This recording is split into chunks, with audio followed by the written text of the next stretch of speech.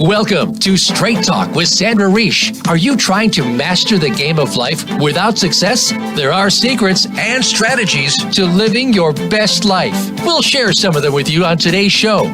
Take advantage of this series to become an expert at relationships.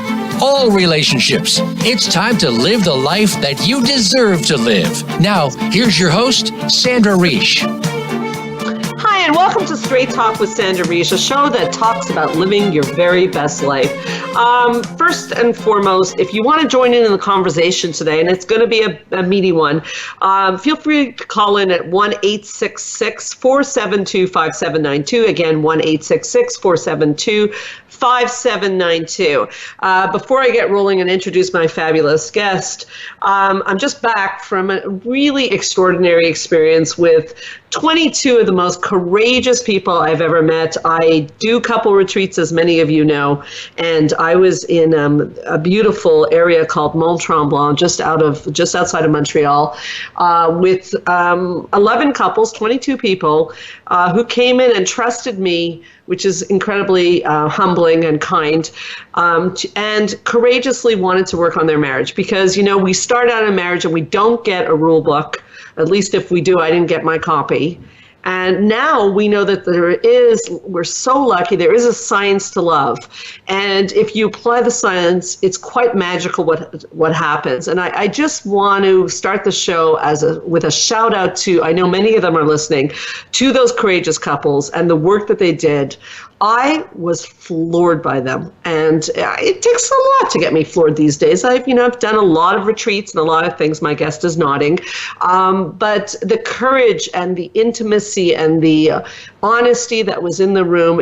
If you were there, you know what I'm talking about. If you weren't there and you want to learn more about how to work on your couple, always look into retreats, whether it's mine or someone else's, because there is so much information out there that can make such a profound difference in your life. You can go to our website, helpforanxietydepression.com or holidaycoupleretreats.com to find out more. And I just want to thank the amazing couples I got to spend time with. I'm looking forward to continuing this journey in Mexico in November.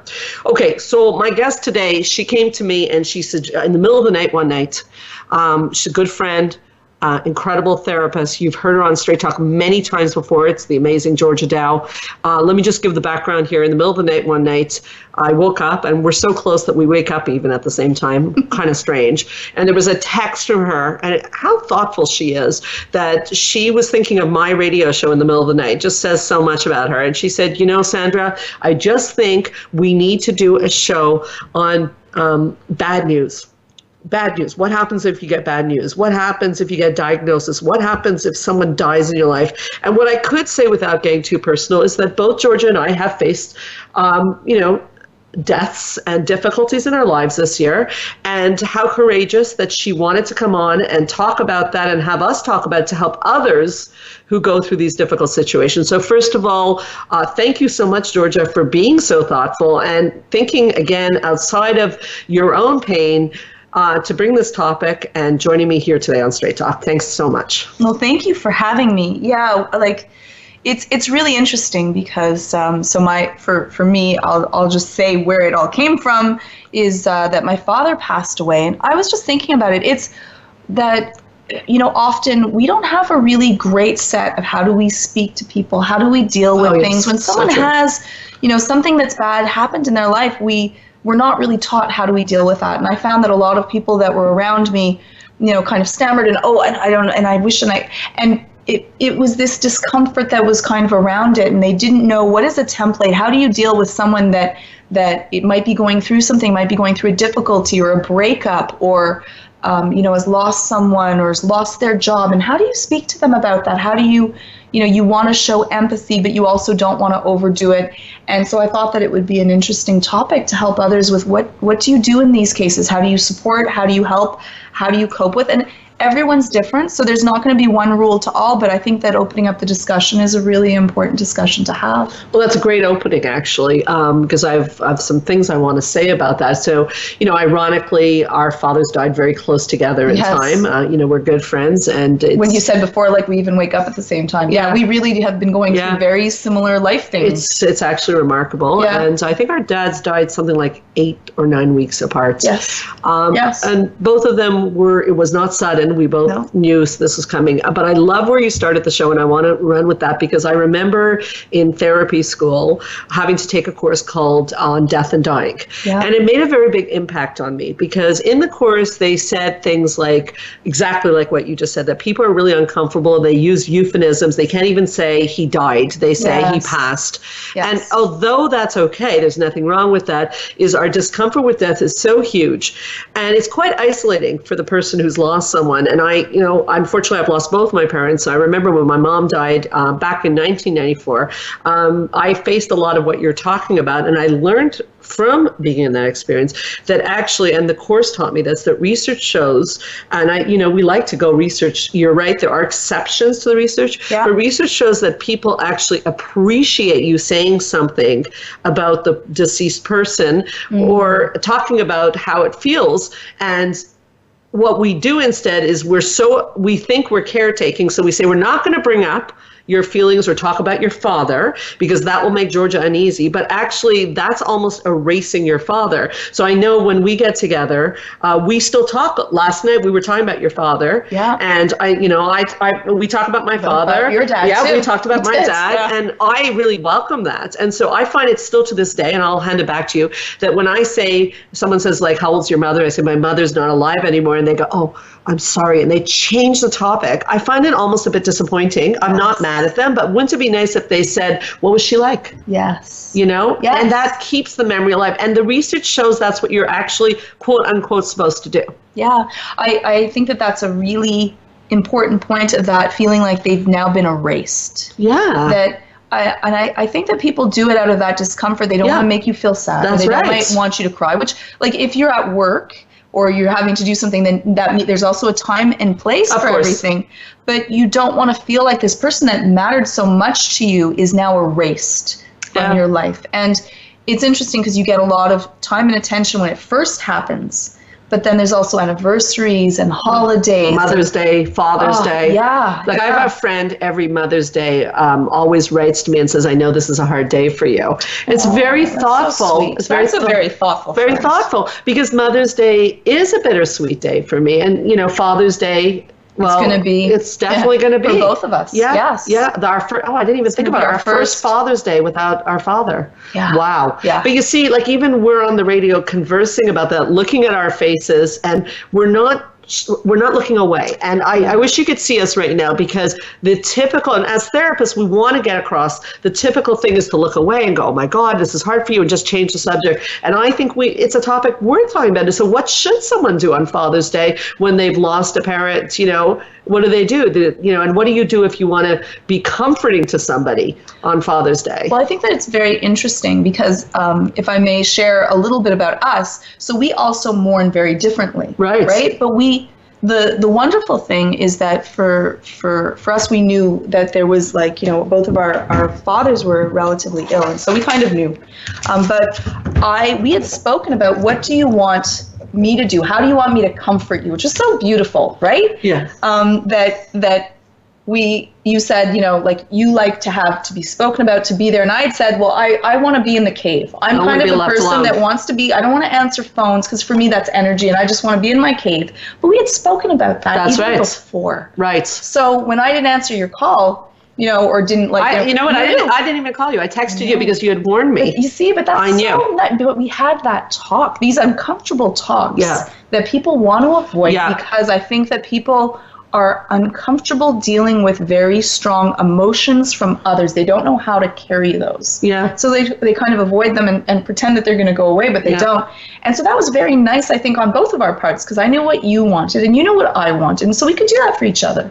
And, I thank you. And I think that's such a good strategy let's compartmentalize that. Is strategy one, if someone has someone dying and you have the gift of time to ask them, when the day comes, what would you want from me? Yes. Great strategy. Yeah, and even to say, when you're in distress, how do you like to be comfortable? Right. Because we know, and so, okay, just leave Georgia alone for a period and she'll reach out when she needs. Yeah. And the opposite to that, ask and deal with. And so we were able to do that for each other. These talks are so important, and I don't think that they happen. I don't either. And I'll go one step further, is without the talk, my mom taught me that there are two things in life you can't make up: a wedding and a funeral. Okay. And it's such a great advice that she gave me. It's funny, my mother didn't live to see me become a therapist, and I use her advice regularly in therapy, because I tell people, people say to me, I don't want to go to a funeral. Nobody wants to go to a funeral. Yes. Okay. But so that question, I'm tying it into your question, is extremely important, because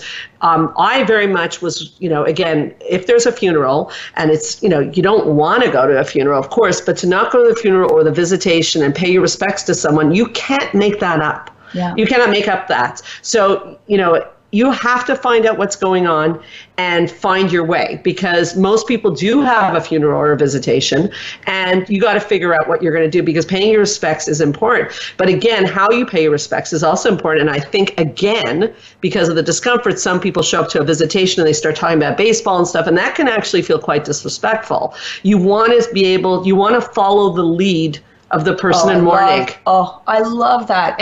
And that could go even for the language that they use, for the manner in which they deal with it. And I love that. So if the person tries to change the subject, then go with it. Then you go with it. Yes. If they seem to want to speak about it, then go with it. That's right. Yeah, that's I love right. That. That's a great tip. Yeah. That's a great tip. Follow the lead of those that are in distress. That's right. You show up at the visitation and you follow to the very somber house. You don't need to speak. If they make a joke, then go with that. If they don't, I love that. And remember, just being there is comforting. I love that. I think that we need to speak about that too, that sometimes you don't have to say that perfect thing. No. Oh, so good. No. So good. No. So to review so far, before we go to the break, check in with close friends what they would need in times of distress, ask questions. Because when it's in distress, it's too late. Yeah. Try to avoid euphemisms. Yeah. Okay. Try to say things as Unless they are. they use the euphemism, then use you theirs. can. Perfect. And if you can share a story, I still think that's the greatest gift you can give someone. If you can share a story. If I told you on Father's Day next week a story about an experience I had with your father that you didn't know about, that'd be so meaningful to you. Yes. And for me, if someone can share a story with me, that's so meaningful for me. Follow the lead of the person in mourning if you're visiting to them. If they want to joke around, great. If they're sitting there somberly, just being there is comforting for them. You're doing a great thing. And we will be right back with Straight Talk with Sandra Reish, and we're going to talk about other difficult situations. We'll be right back.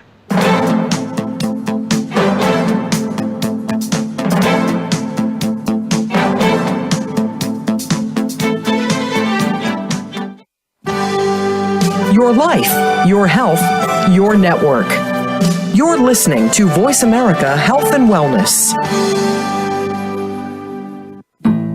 Spa Munari is a full-service wellness day spa located at the heart of West Island, Quebec. Submerge yourself in beauty with one of our many treatments, specially catered to your needs. We offer facials, manicures, pedicures, hair removal, massages, body treatments, and so much more. Enjoy our ultimate relaxation experience with our spa packages. We offer a men's menu as well. Call us today to book your next appointment at 514-695-5040 or visit us on the web at spamunari.com. That's 514-695-5040 or spamunari.com.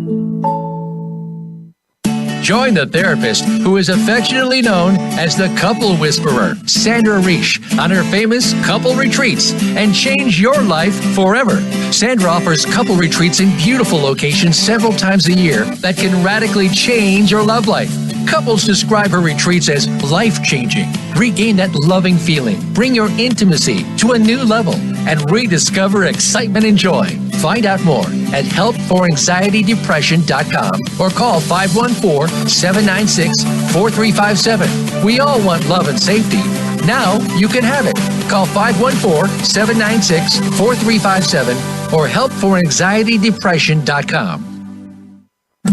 Change your life forever with the latest cutting-edge products for home study treatment for anxiety, featuring the clinical director of the Montreal Center for Anxiety and Depression and host of Straight Talk, Sandra Reish. Sandra is joined by top therapist Georgia Dow in this revolutionary anxiety videos therapy series. Thousands of people have benefited from this scientifically proven treatment approach. Isn't it time you chose yourself? Visit anxiety-videos.com right now.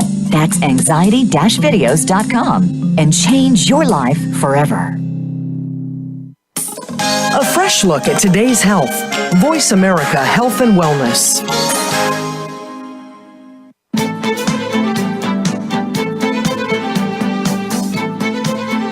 You are listening to Straight Talk with Sandra Reish. To connect with the program today, please call 1-866-472-5792. Again, that's 1-866-472-5792. You may also send an email to info@helpforanxietydepression.com. Now, back to Straight Talk. Here's Sandra Reish.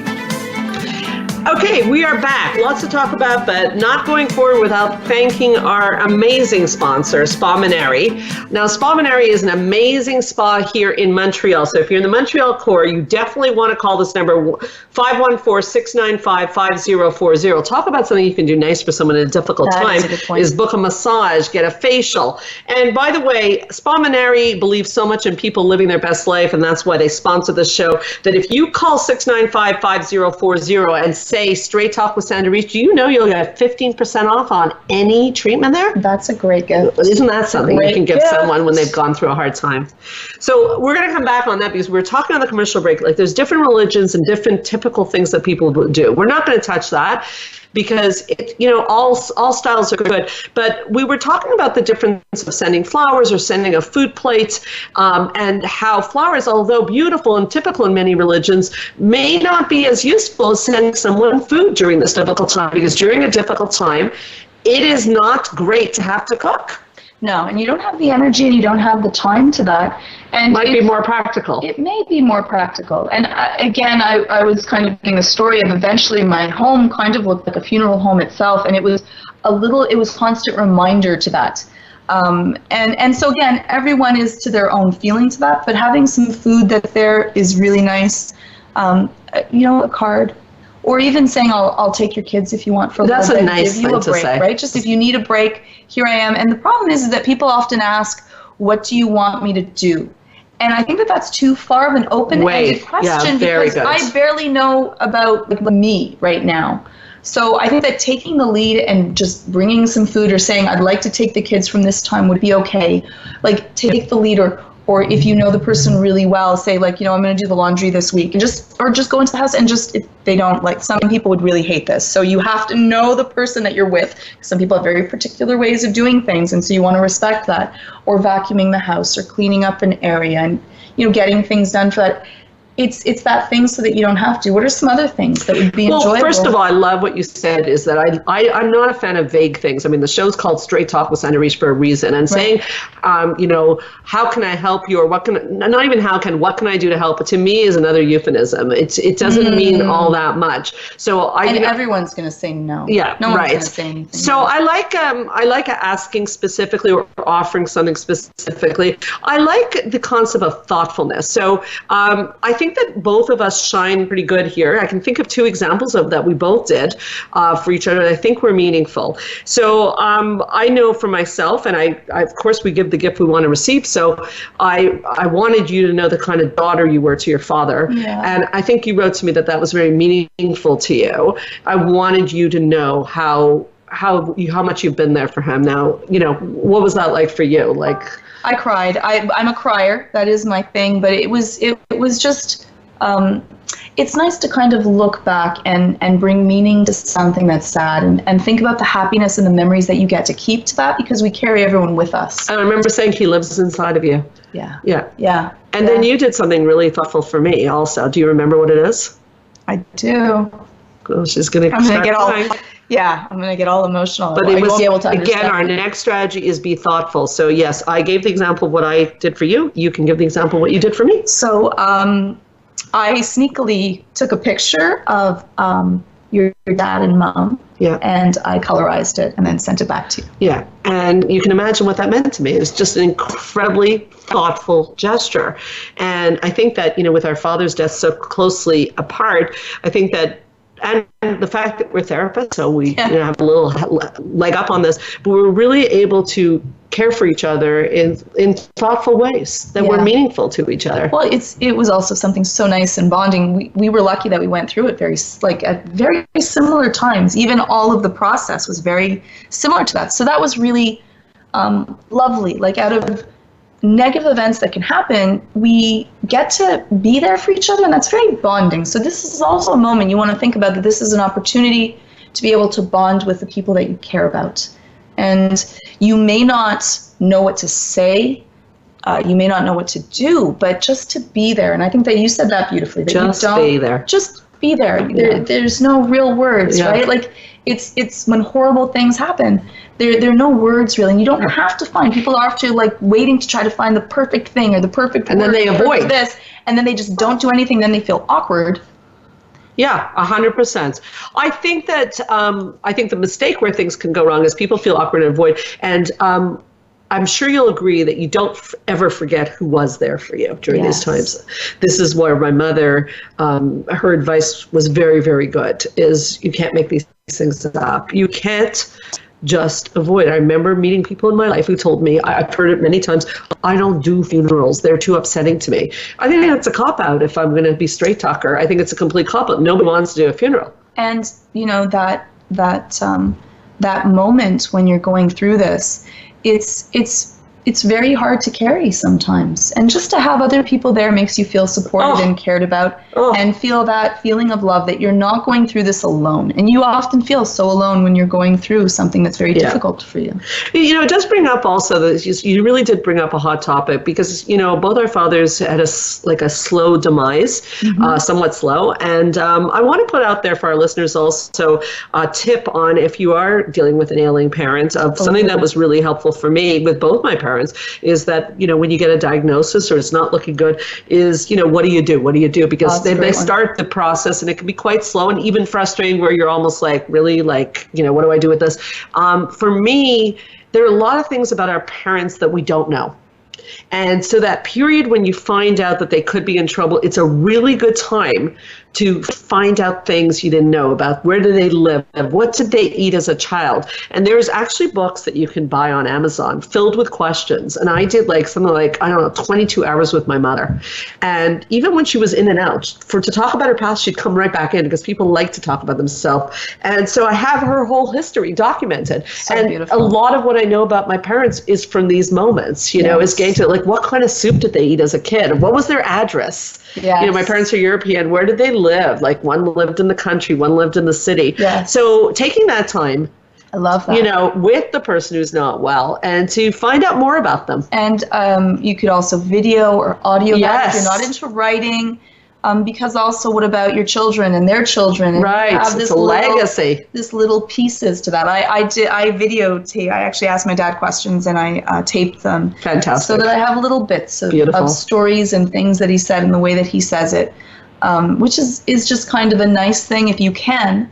And sometimes things happen quickly and you can't, and you carry that with you. But then you can just write down your memories and thoughts. And you had said also something that was a beautiful thing to do for someone that might have lost someone, which would be to write down a funny story or a story that they may not know, or tell it to them. But it's sometimes nice to even have it written down, because it might be difficult. That helped me the most, is that we would talk after the death of my father about, funny things he did. And I think that also, maybe people will disagree with this, but I think that the concept of canonizing someone, meaning only talking about the good things they did, misses sometimes part of the healing process of grief, because people are complex. There's always the good, the bad, and the ugly.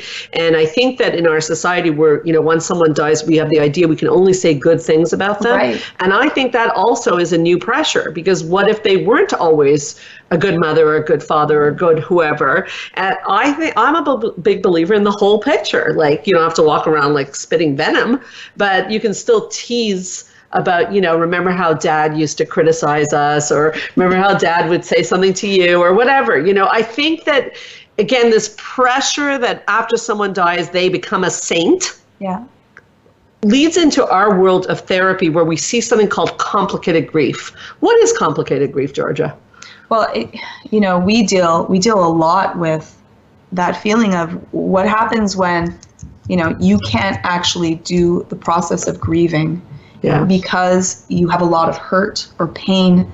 And we deal a lot with people that may have had a parent, they can't heal it really because they can't talk to them about it and they're very hurt by something that happened, yet they also love them and they feel bad to it. So you end up with this anger and you have this feeling of sadness to it, and it's hard to kind of go through. What do you do when someone comes to you and they're kind of blocked to that and they're dealing with this? Well, I really do explain that grief that's not dealt with will turn into, at minimum, an anxiety or depression problem. So, even with a patient or a client, I'm going to have them bring pictures of their parents or picture of the person they lost. We're going to get into the pain. We're going to get into the pain, and we're going to introduce the concept of anger. You know that you're allowed to be angry at someone for dying. It doesn't sound very kind, does it? But it's actually very normal and healthy. You got left behind. Right. Anger is normal and a healthy part of the grieving process. So I want to move it along also to, getting bad news in life, Oh, that's such a good one. Yeah, what about that is the idea that you're walking around and everything seems to be going fine, and boom, you get hit with some bad news. Maybe it is a parent dying. Maybe it's some news about you. Maybe it's a news about a good friend of yours. Maybe it's about a young person. Maybe it's something to do with your job. I think we want to get that out there also, open the discussion to that. Again, if you want to join us, I have any questions, 1-866-472-5792. But that does happen. The older you get, the more chance it's going to happen. Yeah. And I think that we really have to accept that bad news comes to all of us. Yeah, we don't know what cards are going to be dealt to us, and there's this randomness to that. But there's a guarantee that we'll all get some bad cards. And it's not really, are you going to get them? It's what are you going to do? That's it. When these happen. That's right. Yeah. Yeah. Do you want me to go through some of the first thing that, like, when I get hit with something? Sure. So my first thing is I give myself that period to just let it sit. Okay. Because you never know. What's the first thing you do if you get hit with one of those bad cards? What's your first thing? I think we're very similar because I know where I have to get to, but I allow myself the permission to feel sorry for myself at first. And I tell clients all the time, you can't stay in victim, but you certainly are allowed to go into a pity party. Yeah. I mean, you've gotten bad news. Why wouldn't you feel sorry for yourself? And I think that's a necessary step to not be a victim is to be a victim. That's a Sandraism. In order not to be a victim, you have to be a victim. So you're allowed to feel sorry for yourself. And you have to make sure you go through the natural stages of being able to understand. And if you don't grieve it, it's just like if you can't forgive someone unless you can allow what they actually did to you to sink in, right? You have to validate that hurt me and feel that hurt before you can move past it. I like that segue. So they can use it even in like a marriage where there's a fight. Yes. So first you get to play the story of like, he did me wrong, he did this to me, he did that to me. It's so unfair. Okay? Yeah. You're allowed to do that. But then we're going to move on. So that period can last different amounts of times for people, right? But we're saying it's okay to go into your victim story, whether it's actual victimization or perceived victimization, you're allowed to do that. But I do think we have to right away get it out here, is that you can't stay there, right? No, you can't stay.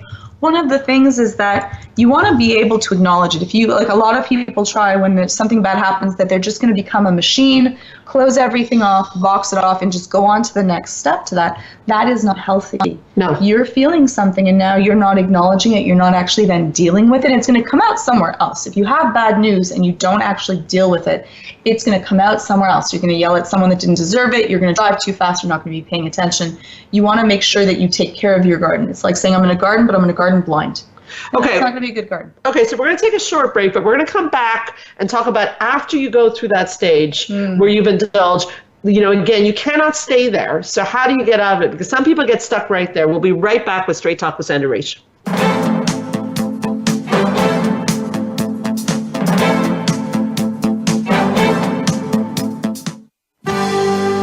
Your life, your health, your network. You're listening to Voice America Health and Wellness.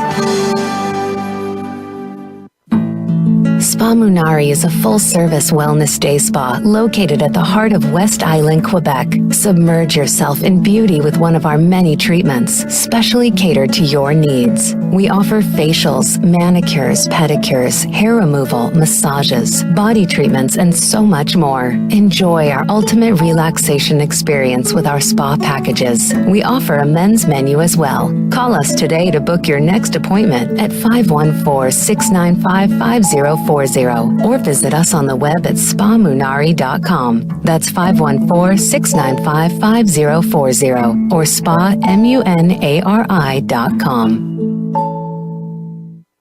Join the therapist who is affectionately known as the Couple Whisperer, Sandra Reish, on her famous couple retreats and change your life forever. Sandra offers couple retreats in beautiful locations several times a year that can radically change your love life. Couples describe her retreats as life-changing. Regain that loving feeling, bring your intimacy to a new level, and rediscover excitement and joy. Find out more at helpforanxietydepression.com or call 514-796-4357. We all want love and safety. Now you can have it. Call 514-796-4357 or helpforanxietydepression.com. Change your life forever with the latest cutting-edge products for home study treatment for anxiety, featuring the clinical director of the Montreal Center for Anxiety and Depression and host of Straight Talk, Sandra Reish. Sandra is joined by top therapist Georgia Dow in this revolutionary anxiety videos therapy series. Thousands of people have benefited from this scientifically proven treatment approach. Isn't it time you chose yourself? Visit anxiety-videos.com right now. That's anxiety-videos.com and change your life forever. A fresh look at today's health. Voice America Health and Wellness.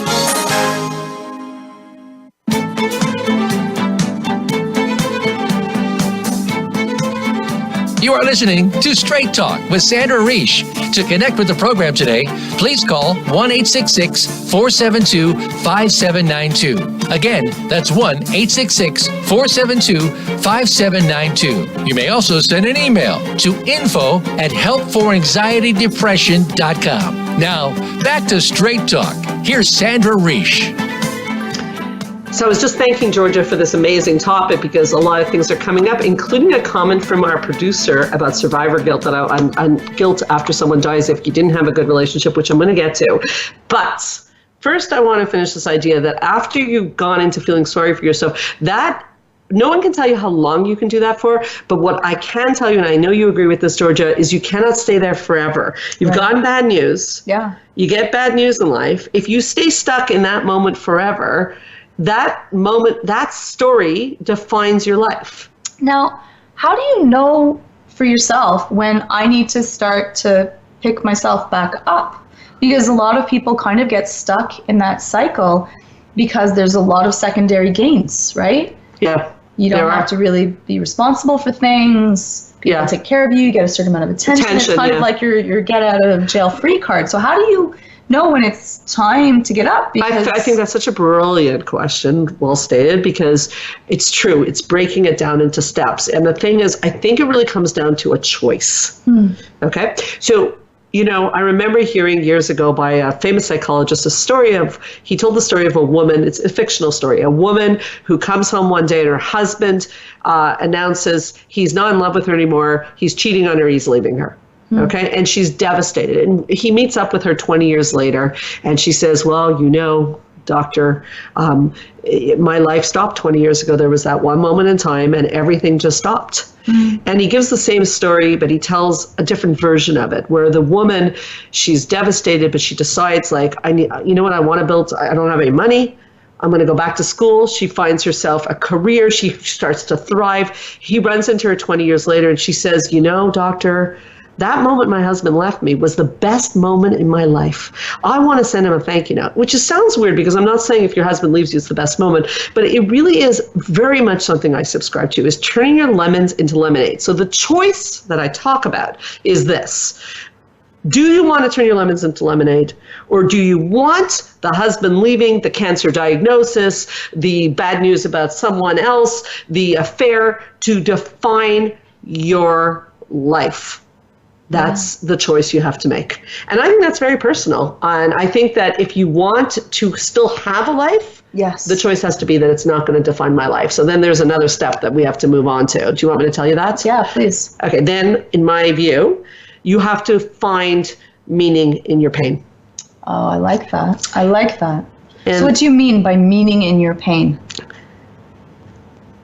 you know, everything that happens in your life can end up teaching you something if you decide that you want it to. Right, right. I like this. And so, you know, Georgia, people don't come into our offices or go to couple retreats unless they're in pain. So pain produces some of the most extraordinary changes in people. I speak at a lot of conferences, and I ask the audience, big audiences, think of the most painful moment in your life. I'm going to ask you the same question. And they think about it, and I say, how many of you feel that most painful moment made you who you are? And I never see someone not put their hand up. Would you, in your life, did a painful moment have a big effect on something that you're very proud of in your personality? It's very interesting because I think that we've spoken a little bit about this before, about how you know, even our anxiety is there to tell us something. We just have to listen to Right. what that might be. And I think that a lot of why Sandra and I are heavily type A personalities trying to achieve things. Really? And I'm just yeah, kidding. just a touch. You're just a touch. Just a touch. And like, you know, the same thing for like why I had to be like a jiu-jitsu champion was because like Twice. I did. Canadian champion twice. Right. I'm proud. Right. But, thank you. But the reason that I did that was because of how much I was bullied and hurt, and I had to prove to myself that I wasn't weak and that I couldn't do things. Why I had to do well in school was because in the beginning of my school years, I struggled through my school years, and then I had to prove to myself that I wasn't stupid because I had dyslexia and I didn't know. And so those pieces made me who I was, and like I took them and I wanted to show that I could be something different, and that's exactly what you're talking about today. Right. So that's so beautiful. It kind of wraps up. If you've watched all the different shows, they're all little pieces that fit really well together. I love that. And I love what you're saying because I only met you later in life. And, you know, anyone who knows you from my time period knows you as someone who, you know, I don't want to use the word fighter, but like it's overachiever. Like you're just incredible at things. You know, you never do things like half. You do things really, really well. And so to imagine that those painful moments of, you know, feeling like you were having trouble in school or being beat up made you into the person who I think you were meant to become, that's turning your pain into meaning. Right. So if you can do that, if you can take a blow after you've had the pity party and say, okay, what am I supposed to learn here? And what can I take from this? You know, I've had people come into my office who their kids committed suicide. I mean, that is like, that's a hard one. It's a hard one for a therapist to say, you know, like, you know, it's just, I can't think of a great flip statement, but it's really, really tough. No one wants to bury their children before them.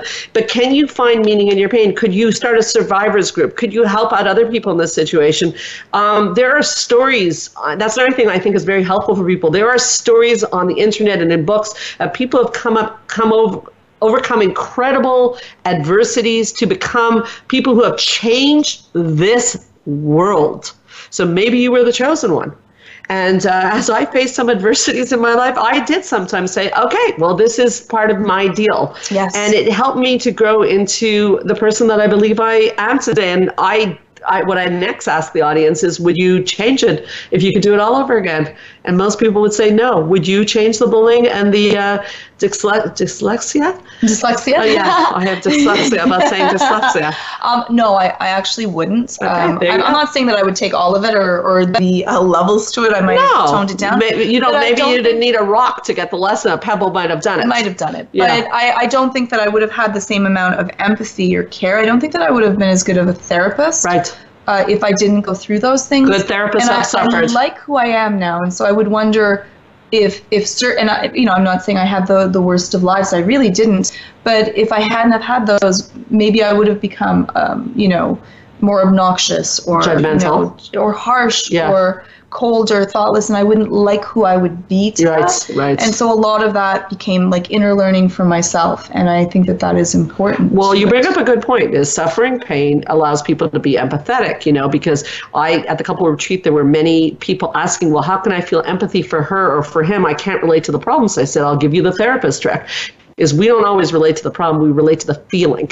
So if you've had pain in your life and someone comes to you and says, I'm in pain, you don't need to judge the content of the story. You need to remember, what does it feel like to feel in pain? And then you can really empathize. So yes, I do think that great therapists have had to suffer pain, or how would they do the job?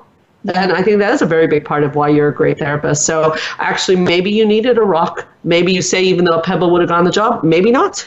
I think that you're right. So what about you? What do you feel when you have to go through adversity and you go through that process? How can you go through, like, what are your steps to be able to find the meaning, to be able to get to that for someone that might be going through this?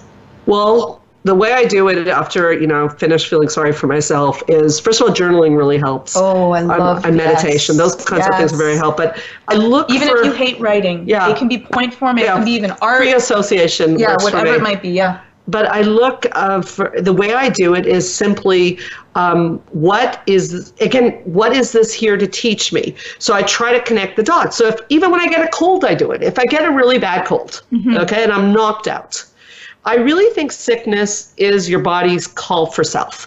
It's saying you're not taking care of yourself. I mean, yes, there's viruses, and sometimes you can just get a sickness. So not everything, sometimes a cigar is just a cigar. But if I've gone through periods where I just get one cold and one flu after another, I feel that that's the universe, whatever you believe in, trying to get my attention. They didn't get my attention on the first cold, so they gave me another cold. I still am run down. I go back to work too fast. I'm run down. I'm teaching people about self-care. I'm not doing my self-care. So I have to, because that's the thing about finding meaning in pain, means taking responsibility. Beautiful. You need to look at, how does this keep happening to you? You see, Georgia, and I know you agree, and we love each other because of this, is that whatever bad thing is happening, there's usually something in it. Now, don't misunderstand me. God forbid you walk down the street and you got raped. I'm not saying you're responsible for that. Please don't not read into that. But I'm talking about a lot of things in your life. There are things that if you take responsibility for, it actually gives you a locus of control. Yes, and it could even be like for the death of my dad, I just learned that I really want to make sure that the memories and the people that are in my life, they're important, and time is precious. And so it can be simple to that. Beautiful, Georgia. Say it again. Time is precious, and you want to use your time wisely with what you choose to do. That's the most precious commodity you have. Okay, so we have about a minute before the break, but I'll open up the topic of what about, we were having a discussion with the producer about this, and many people talk about this. What about you lose someone, and you had a fight that morning? I remember reading on 9/11 that there were wives who had fights with their husband that morning, and they're racked with guilt. I think I would tell them, I'll let you expand on this. I would tell them not to feel guilty. But what about that if you didn't have a good relationship and the person died? What about that guilt? First of all, is guilt adaptive in this case? I think that guilt really kind of holds us back to that, and I can understand how that is felt with, but it's what do you do with that, right? Okay. And the steps to be able to heal. Okay, so when we come back, can you go through some of those steps? Sure. Okay, so I just want to say on that I think we also have to accept our humanity, is that can happen any day of our lives. You have a fight with someone and you could lose them. And I think that we have to comfort ourselves that it's the entirety of our relationships that matter, not the morning fight. Beautiful. We will be right back with Straight Talk with Sandra Reish.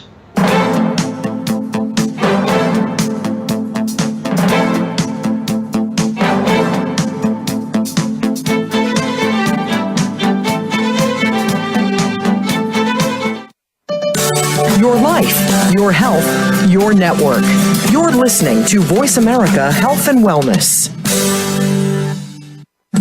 Change your life forever with the latest cutting-edge products for home study treatment for anxiety, featuring the clinical director of the Montreal Center for Anxiety and Depression and host of Straight Talk, Sandra Reish. Sandra is joined by top therapist Georgia Dow in this revolutionary anxiety videos therapy series. Thousands of people have benefited from this scientifically proven treatment approach. Isn't it time you chose yourself? Visit anxiety-videos.com right now. That's anxiety-videos.com and change your life forever.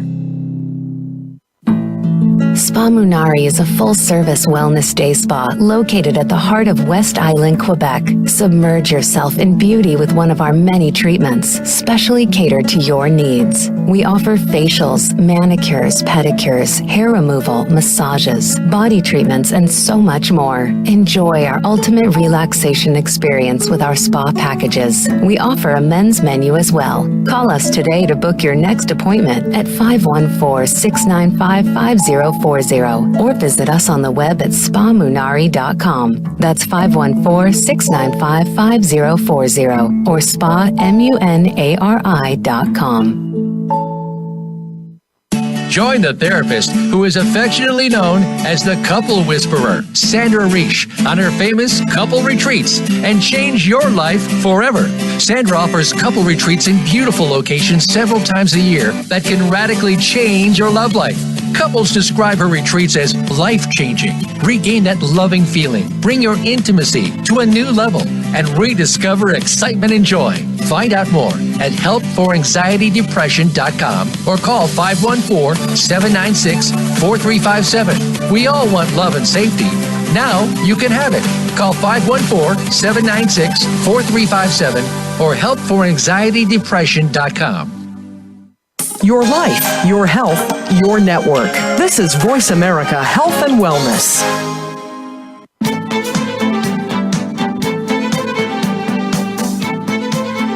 You are listening to Straight Talk with Sandra Reish. To connect with the program today, please call 1-866-472-5792. Again, that's 1-866-472-5792. You may also send an email to info@helpforanxietydepression.com. Now, back to Straight Talk. Here's Sandra Reish. Hi, so we're back, and we don't have that much time, but there are a few things to talk about. We finished up with guilt, but we were talking about the steps with guilt, but I want to throw into the mix because we're running out of time. Like I said, if the relationship, you had a fight, you need to forgive yourself, you need to look at the entire relationship. But I felt remiss during the commercial break is what if it was a bad relationship and you had cut the person off and now you're kind of like, oh my God, they died. I never got to make it right. Yeah. What then? Yeah, that's a really difficult situation. I sometimes deal with people that have difficult relationships with people and they haven't healed and there's still a lot of hurt that comes through that. You don't actually need the other person in the relationship there. And that's even if they're alive. Sometimes they're abusive or harsh or cruel. And we can go through the process of healing without the other person there. And that's even if they're alive. Because sometimes you cannot guarantee that they're going to be accepting to that. And it could make it even worse instead of feeling better.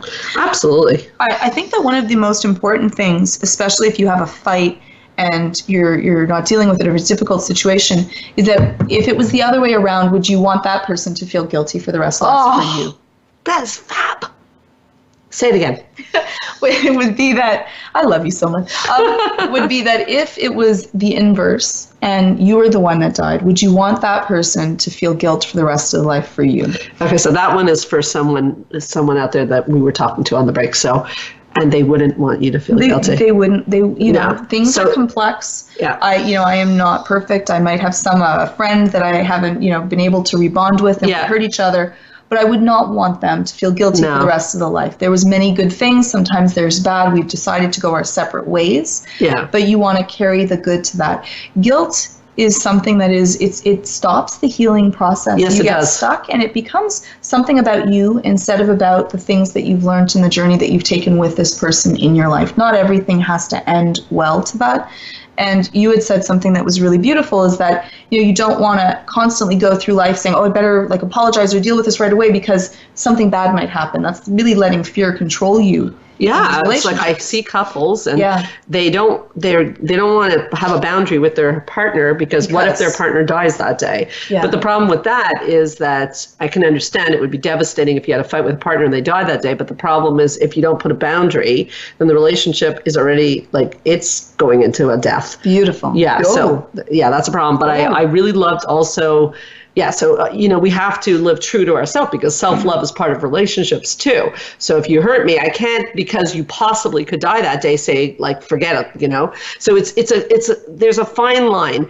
And I loved what you were saying about guilt, and I want to highlight it that guilt in that way is non-adaptive because guilt is only adaptive when, I always say this, when you have to say sorry to someone. So if you lost a parent and you didn't see them as much as you would have liked to, or the relationship wasn't good, first of all, it takes two to tango. Yes. But second of all, if you want, this is something that can be done with a therapist actually, is to work through, if you want to say, this may sound weird, and I don't necessarily believe in afterlife, so that's not what I'm saying. But I believe you can still have a relationship with someone who's not around. Now, I don't mean afterlife stuff, even though, as I said, that's a whole other topic. But I mean, I would feel that I could say sorry without the person being here and feel that there could be resolution. And we know in psychotherapy that we have an exercise we do with people called the empty chair, where we know that the brain actually feels like the conversation happened. Yes. As a really good idea to find a trained therapist to go through that, because if you're still in regret and guilt towards someone you lost, I promise you that is affecting every aspect of your life, including your romantic relationships, without a doubt. Exactly. And you get to go through that process of grieving and coming to a place where you can forgive yourself. Right. And forgive them. What if it was a very aggressive relationship or very hurtful relationship? Then you would go through that process of mourning, not just the loss of this person, but also the loss of not having the partner that you'd wished for, the father that you'd wished for, the mother that you'd wished for. Indeed. And that process you can do all on your own to be able to get back to peace. In the end, this is about you. It is not about them. Yeah, that's so well stated. And I think that, we've conquered on this show today two topics, really, when you think about it. It's like losing someone and facing bad news. And there's lots more to say. We might have to do more part 2 on this one. But I think that I want to clarify that the search for meaning is in bad news. Not in losing someone, because I don't think I can find meaning in that. Although maybe selfishly you could find meaning, like what does it mean to lose a mother at a certain age? Like who am I as a result of that? But I don't know that you necessarily have to find meaning in the fact like it was meant to be that this person died, because I just suddenly thought that could be unclear to people, and that might be a little weird. It's finding meaning on the challenges of your life, and this comes back to the number one topic, resilience. And very briefly, we just did a show on resilience a couple of weeks ago with a top expert in the world on resilience. It was a great show. You can check it out on straighttalksandrareach.com. And resilience is a hot topic these days. It's an important quality for children and adults to have. And what is that? It's the ability to deal with bad things happening and rise above them. Last word goes to you on that, Georgia. Oh, I love that statement, by the way, Sandra. I think that's really beautiful. And to know that your character is shown not when things are going well, that your character is shown when things are difficult. And that does not mean that you want to invalidate your hurt and your pain and to be able to cry and be sad to it, but then also that you fall down so you can learn to get back up. Yeah, so beautifully said. So, I think before I, say my official thank you for coming back on and suggesting this topic, you've had a challenging year. I've had a challenging year. What is your takeaway from your year? And where have you found meaning in your pain? You did mention time being precious as being one of them. Yeah. Does that mean you're sort of making sure that your relationships, that you spend time with the people you love, is that how it's manifesting? I'm trying to find more like work-life balance and making sure that people always say, well, I will when, I'll do it then. And that might not happen. And so I want to make sure that I enjoy my time. People often like save up for a rainy day. I want to be able to also enjoy while I have the health and wellness to be able to do that. Laugh, enjoy, have people, and balance. What about for you, Sandra? Well, it's very similar, I have to tell you, as this year is almost like we're really close friends. We're really close friends. It's been something strange there. Life-work balance is huge, and making sure I always check, is this, because work is work and pleasure is pleasure. They're different, but work can be very meaningful and pleasurable or tedious. Right. And I think that, we all want to make a living, but I think that if you find meaning in your work, you will make a living. There, you'll live your dreams, and that's what it's all about. And taking the time with good friends like this moment right here. So thank you so much, Georgia, for coming back on Straight Talk. You've really been such a big part of the Straight Talk journey, and we're not ending, by the way. That sounds like we're ending. We're ending for today. Oh, sorry. Now it's turning into Seinfeld. Thank you so much. It's always a pleasure. And thank you for waking up in the middle of the night with this great topic and joining us here today. Thank you. Thank you. Thank So, you, Sandra. that is all the time we have left today. I want to thank again Spa Maneri, www.spamaneri.com. Call them, get a massage, get a facial, 15% off if you mention Straight Talk. And of course, I'd like to thank all of you for listening to Straight Talk week after week across the world, actually, Sweden, Japan, the States, Canada. We really appreciate it. I'd like to invite you all to come back next week. If you're interested in our retreats, therapy, or anything else that was mentioned on this show or previous shows, check out helpforanxietydepression.com. And also, if you go on straighttalksandrareach.com and put /radio gifts, you get a whole bunch of free gifts. There's no catch, none. Check out my Facebook page as well, Straight Talk with Sandra Reach. Feel free to leave a question or a comment for Georgia, myself, and don't forget to like the page. Remember, you can hear this and any prior show as a podcast on my website, straighttalksandrareach.com, on the podcast app of your iPhone, on iTunes under Straight Talk with Sandra Reach. Drop me a comment or question anytime at info@helpforanxietydepression.com.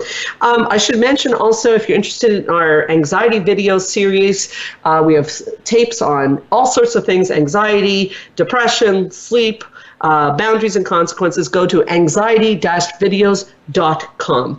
My name is Sandra Reich, and I promise I'll help you learn to live your best life again next Thursday, same time, same channel. In the meanwhile, this is Straight Talk with Sandra Reich. Keep your eyes on the stars.